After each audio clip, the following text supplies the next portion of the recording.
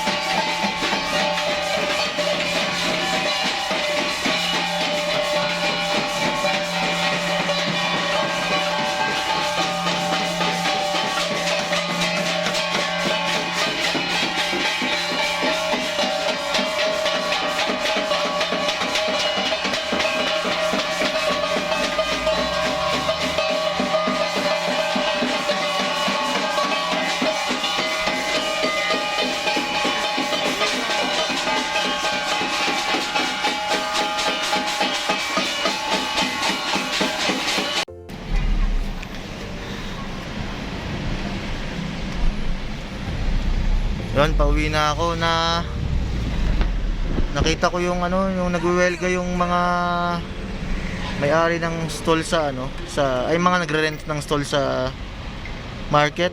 Ay, ganun po ba? Opo, nung nagwewelga sila ngayon kasi kukunin daw ng SM Ay, opo. yung market. Yung market. Sabi Ay, ko, nakuha na ng SM yan. ay nakuha na po ng SM. Opo, kasi hindi iwan natin po si Magalong kung bakit gano'n. Ay, Nakuha na pala eh, hindi. Tsaka na nakuha, tsaka kasasabi lang ni Magalong ko yata. Ay, ganun po ba ang nangyari? Oo. Kala ko kukunin pa lang. Hindi, Nakuha na pala. Edi, ang mangyayari po niya nung wala na yung historical ng market ng ano, Baguio kung kukunin nila yan. Ay, oo. No? Kasi papalitan ng Papalit, business ko yan. babalta ng Save More o SM mismo. Parang kinuha nila yung upper session, lower session para wala silang mapupuntahan kundi SM lang ah. Oo. Hmm, Nang hirap. ganun po pala ang nangyari. Parang hindi naman masyadong ano yun, hindi naman makatao. Ang iniisip lang nila, yung sarili nila, paano yung mga taga rito? Oo nga po eh. Si SM, hindi naman talaga taga dito yan eh. Ay, oo. Di ba? May pera siya. Masasabi ko may pera talaga siya. Pero yung sana inano ni Magalong na ano, na inisip niya rin yung mga taga Baguio talaga. Kasi pera-pera yan. Malaki ang kinuha ni Magalong ko yata dyan. Tingin ko po ano, kung gano'n ang nangyari, malamang Oo. may padulasan. Opinion lang naman po natin, no? Hindi naman po tayo nagtuturo, pero bakit gano'n po, di ba?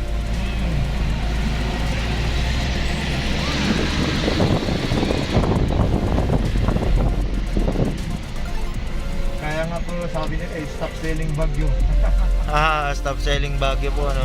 Oo. Sa bagay, kung titingnan, mga mayayaman na yung mayari ng mga lupa eh. Ay, opo. Lalo po dito sa atin sa kapusodan ng Baguio, hindi na makakabili ng ano eh, mura eh. Ang per square meters nasa 15 na 15,000 ganun. Eh di ang mahal na po masyado no. Lahat na kumukuha dito, mga companies. Companies nga po saka mga incheck, Oo, mga incheck. incheck at Koreano. Oo. Eh di ba po lumabas sa TV yung ano, yung mga nagpapadulas ng incheck Oo. na milyon ang isa, Ay, makapunta lang sa Pilipinas. ay, opo. Eh di mayaman talaga yung mga incheck na yun nung, di ba? Oo. Tapos bibili ng lupa sa Pilipinas, o hindi tapos ang usapan.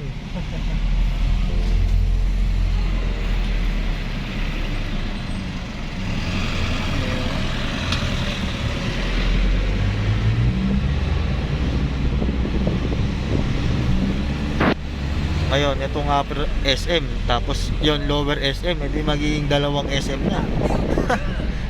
Ang galing. Ang galing din sa dati. Oh, kukwento ko, ma. Di ba galing ako palengke kanina? Ngayon, may video dito sa cellphone ko na nagkakalampag sila, nagkukulunting ng kung ano-ano. Yung pala, nabenta na si Baguio Market kay SM. Saka lang daw sinabi sa kanila na nabenta na. No? So, kaya goodbye Baguio Market na. Oo. Goodbye Baguio Market na. Kasi ang balita, makakatayin daw ng tatlong palapag na SM. Yun lang naman. Kaya sa mga pupunta ng Baguio, kawawa naman. Kawawa nga talaga yung mga... Matagal na doon talaga. Oo, yung doon na yung kabuhayan. Wala na. Kaya sabi ko, kawawa itong mga to ah. Hindi sila na working na. Habang Siyempre yun na yung talagang ano nila eh. yung kabuhayan nila, di ba? Kaya nga eh, bilang zero. Eh, ang dami pa naman pinamana na lang sa mga anak-anak, di ba? Wala na, ano Ano na. nang mangyayari sa mga ano na yan. Sa palengke. Hindi ko alam eh. Salis na rin ako nun eh. Ibig sabihin magmamahal at ang tingin. Baka kasi si SM lang po pwesto sa palengke. Hindi na siya yung Baguio Market na tulad ng dati. Ano siya, ano pa rin. Mga SM na. Or ano ba? Ito yung putulin ng vlog. Bye-bye, Baguio Market.